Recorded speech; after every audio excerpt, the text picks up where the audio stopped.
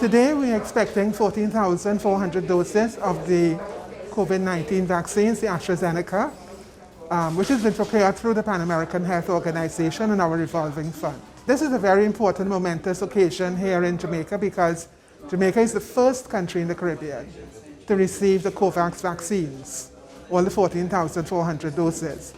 The other countries in the Caribbean will be receiving their vaccines in the course of the next few weeks.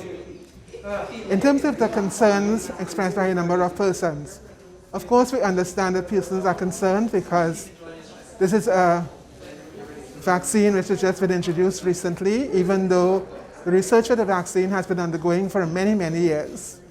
But because of the epidemic, we've had to accelerate production and the research. But the vaccine has been used over 200 million people in the world. And we have not seen any evidence of any serious adverse side effects associated with the vaccine. UNICEF and PAHO are the partners in COVAX facility globally.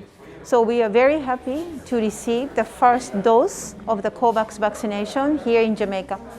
For UNICEF, it means a tremendous promise of protection for families and for children from harmful secondary impact of the COVID-19 that has been ongoing. Children were unable to access school. Children were unable to access critical basic social services. And then families went into poverty.